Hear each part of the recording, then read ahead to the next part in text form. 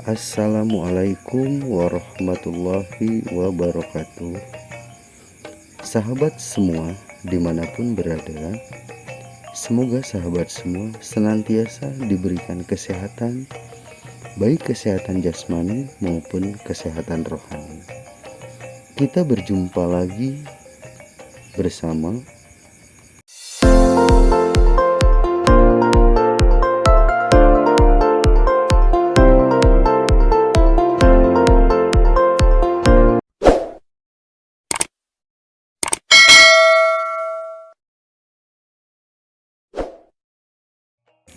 sahabat semua dimanapun berada. Pada kesempatan kali ini saya akan menyampaikan cerita dongeng tentang asal mula Minangkabau. Seperti inilah kisahnya.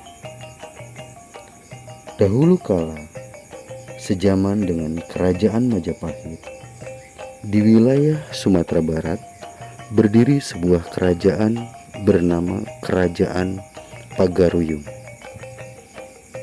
Raja Pagaruyung dikenal sebagai raja yang arif dan bijaksana. Dalam mengambil keputusan, beliau sangat mempertimbangkan keselamatan rakyatnya.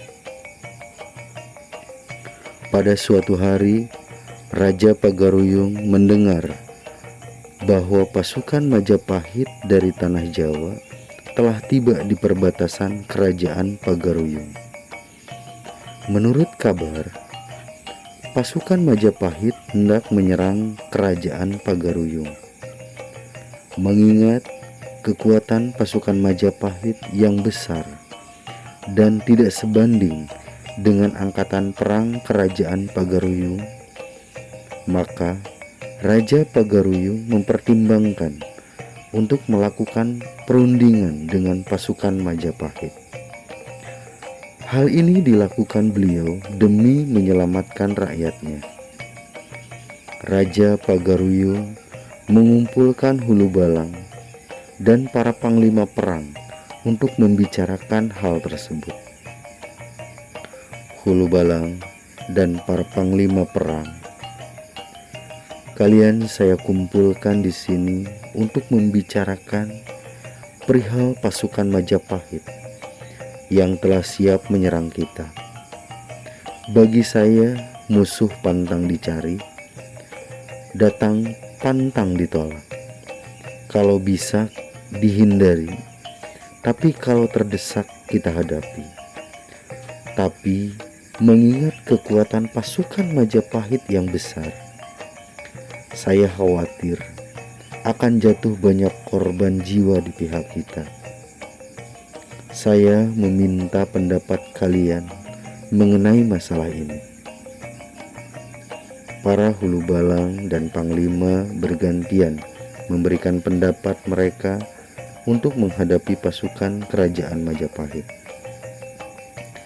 Akhirnya mereka sepakat dengan satu gagasan terbaik, yaitu Kerajaan Pagaruyung akan menjamu pasukan Majapahit dengan sebaik-baiknya.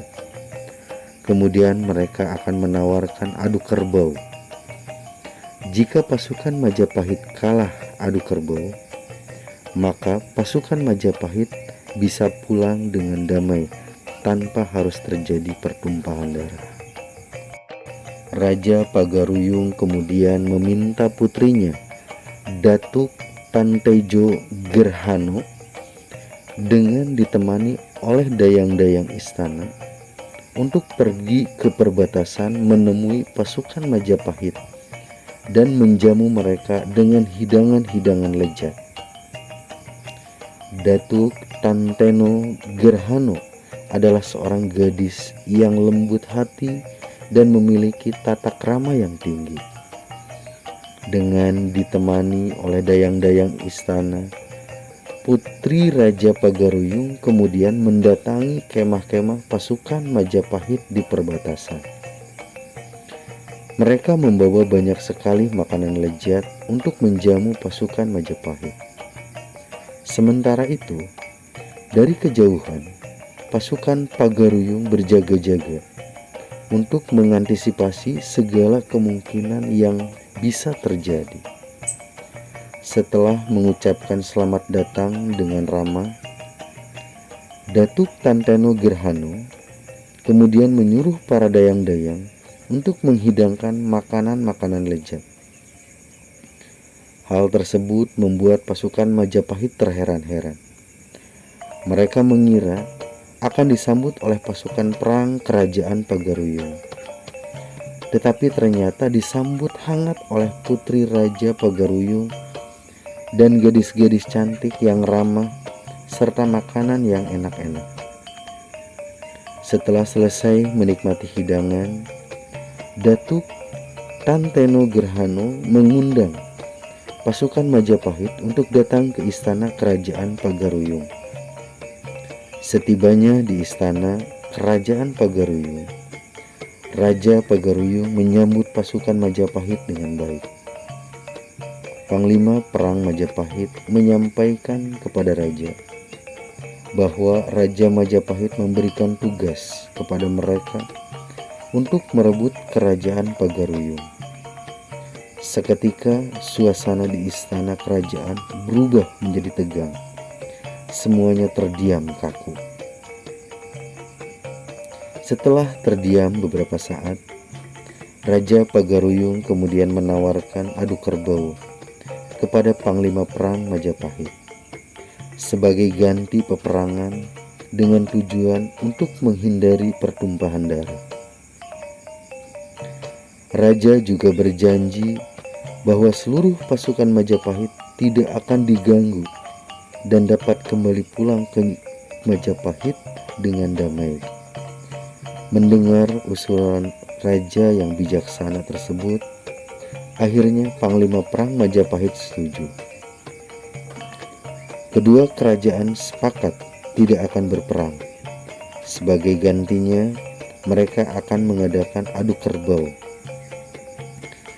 Dalam kesepakatan itu, tidak ada ketentuan jenis maupun ukuran kerbau yang akan diadu. Kedua belah pihak kemudian bersiap-siap untuk adu kerbau. Pasukan Majapahit memilih seekor kerbau yang paling kuat dan besar agar mampu mengalahkan kerbau kerajaan Pagaruyung. Di lain pihak, kerajaan Pagaruyung justru memilih seekor anak kerbau yang masih menyusu. Anak kerbau tersebut sengaja dipisahkan dari induknya selama 3 hari agar kelaparan. Pada kepala anak kerbau dipasang besi runcing. Hari yang ditentukan pun tiba. Kedua kerbau aduan dibawa ke gelanggang. Kerajaan Majapahit memiliki kerbau aduan yang besar dan kuat. Kedua belah pihak memberikan semangat dukungan kepada kerbau aduan kerajaan mereka masing-masing. Setelah beberapa waktu berlalu, kedua kerbau tersebut dilepas. Kerbau milik pasukan Majapahit terlihat beringas dan liar.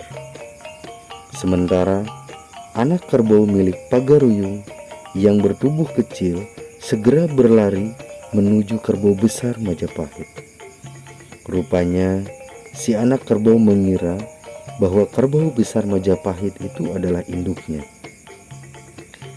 Karena sudah 3 hari tidak menyusu, moncong kecilnya berusaha menggapai perut kerbau lawannya, sehingga perut kerbau Majapahit terluka terkena besi runcing yang terpasang pada kepala si anak kerbau. Setelah beberapa kali terkena tusukan, kerbau milik pasukan Majapahit akhirnya roboh dan terkapar di tanah. Melihat kejadian itu, penonton dari pihak Pagaruyung pun bersorak gembira. "Manangkabau! Manangkabau! Manangkabau!" teriak rakyat Pagaruyung dengan gembira.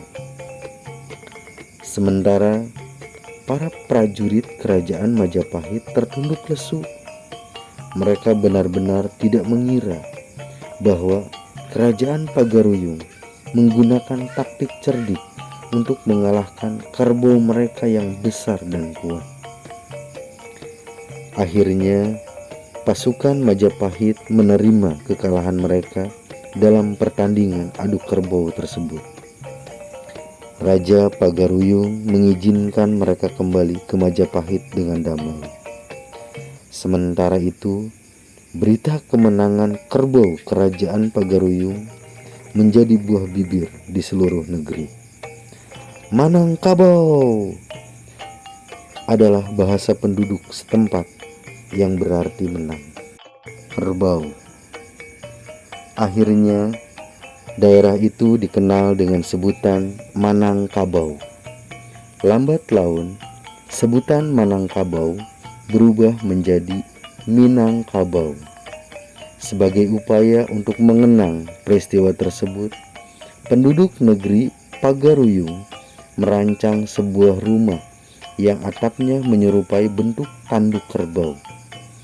Rumah tersebut dibangun di daerah perbatasan kerajaan, tempat di mana pasukan Majapahit dijamu oleh putri Raja Pagaruyung, Datuk Tanteno Gerhana. Sampai di sini sahabat semua, ceritanya selesai.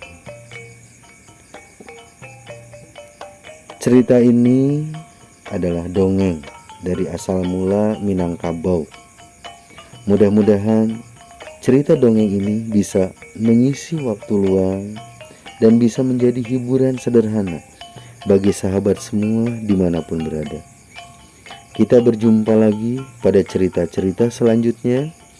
Bagi sahabat semua, jangan lupa like, subscribe, and share channel ini biar bisa terus memberikan yang terbaik buat sahabat semua. Terima kasih. Wassalamualaikum warahmatullahi wabarakatuh.